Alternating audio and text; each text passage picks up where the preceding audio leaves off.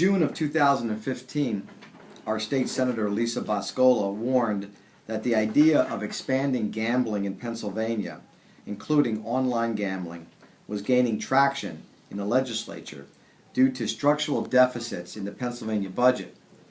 Senator Boscola was absolutely right when she raised a red flag, pointing out some of the dangers that come with the expansion of gaming.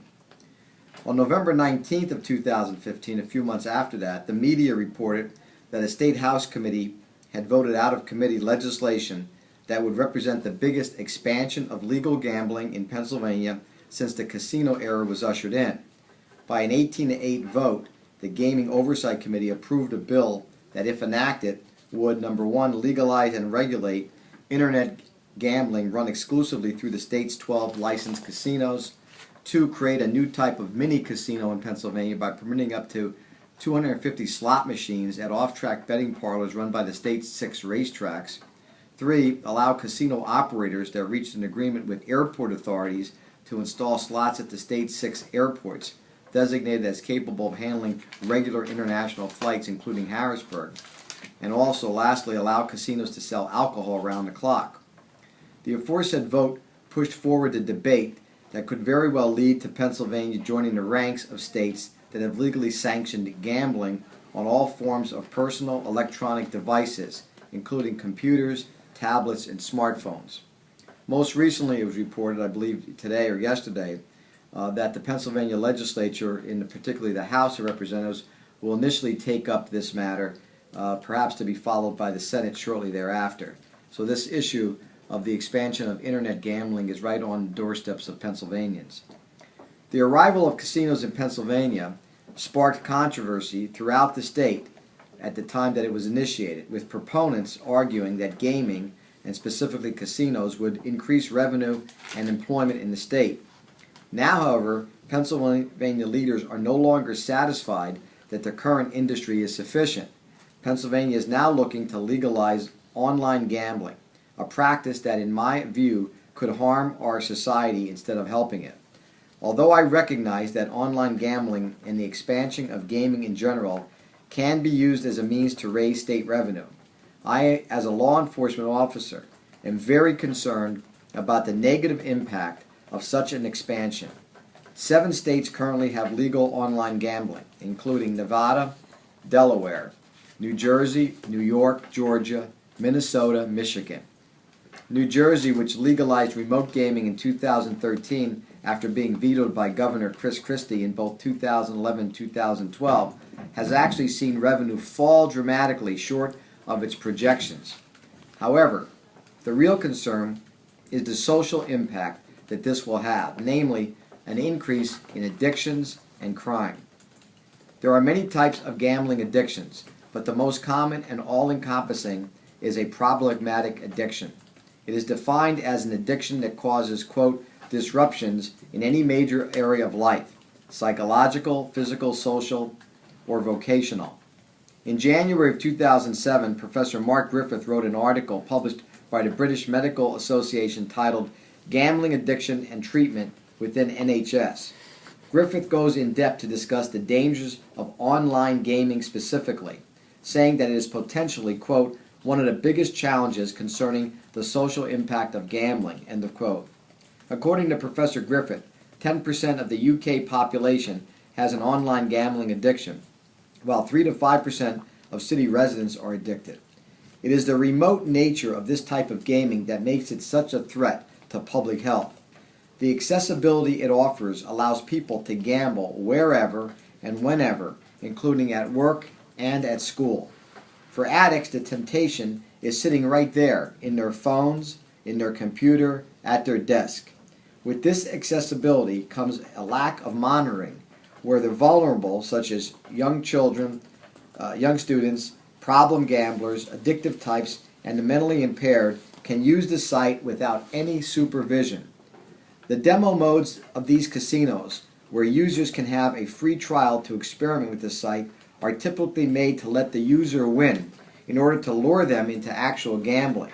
Once they are betting users, the game automatically is flipped to have the house in favor. This availability although not proven to be any more addictive than in-house gambling, allows people to engage in this behavior and therefore promotes it to a broader user base than normal. At the present time, with the brick and mortar casinos, individuals have to at least get up out of their chair, navigate their way to a casino, and then navigate back home. The privacy and seclusion that online gaming offers is dangerous, as people can sit in the comfort of their homes and gamble for hours on end.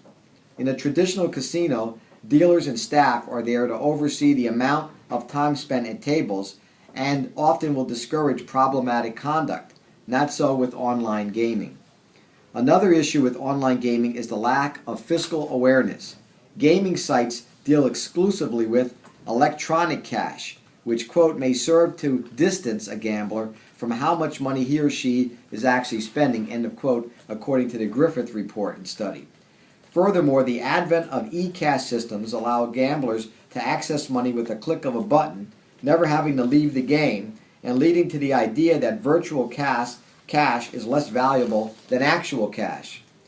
Further, gambling drives people to become involved in unhealthy behavior, not just at the tables, but in society as well.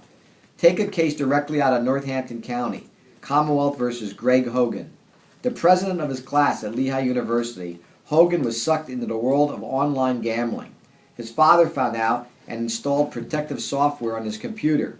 However, some offshore gambling sites worked their way around the software, luring Hogan back and causing him to fall into thousands of dollars worth of debt.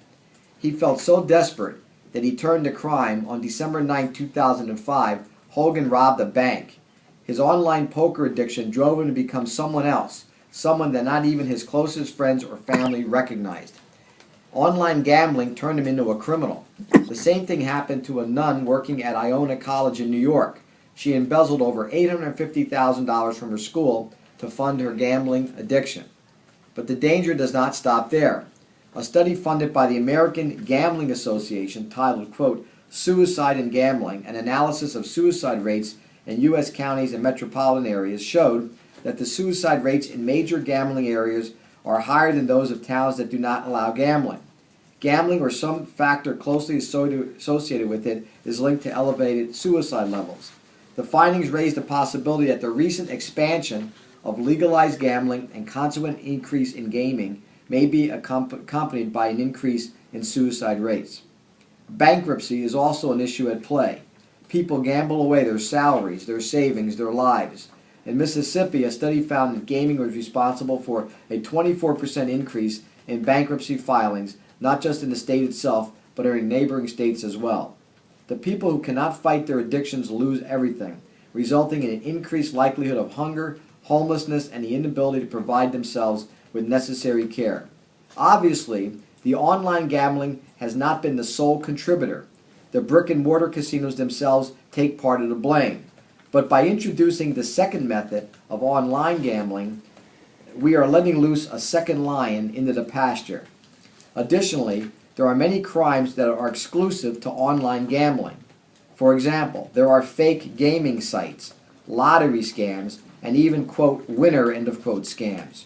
Criminals have begun to use the internet as a way to broaden their base of victims, as it allows them to send out mass messages in a short amount of time, maximizing their efforts.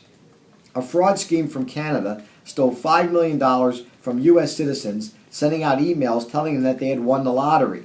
And with the constant improvement in hacking techniques, it has become alarmingly easy for people to steal credit card numbers and personal identities. Additionally, the backroom internet betting parlors make it much more difficult for prosecutors to find the participants and for the government to regulate gaming. These parlors use the anonymity and dark corners of the internet to hide from the law, enabling far more illegal activities than a traditional casino. It is this secrecy and privacy that makes online gambling the perfect place for money laundering. Former Attorney General Eric Holder had the following to say, quote, "The internet gambling operations are in essence the functional equivalent of wholly unregulated offshore banks, with the better accounts serving as bank accounts for account holders who are, in the virtual world, virtually anonymous. For these reasons, internet gambling operations are vulnerable to be used not only for money laundering, but also for criminal activities ranging from terrorist financing to tax evasion." End of quote. Essentially, there is no way to track the money that is being traded online due to the fact that virtual cash leaves no paper trail. It is nearly impossible to find where and when the money is turned over into real liquid. This sort of gambling is perfect for laundering, as high volumes of money are being transferred constantly. Many criminals have begun to use online casinos as methods of payment for illegal activities, disguising their payments as winnings. It is my hope that the Pennsylvania legislative leaders scrap any idea of the expansion of gambling in Pennsylvania, which includes online gambling. In my view, this will clearly lead to an increase in crime, poverty among those who can least afford it, addictions, and social instability. This message is not one that should be interpreted as anti-gambling or anti-casino.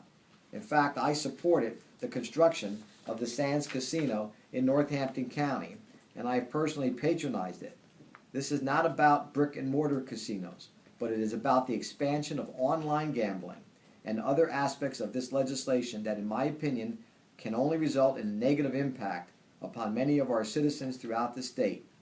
For those reasons, I will write and ask the Executive Committee of the Pennsylvania DA's Association to take a formal position against this proposed legislation.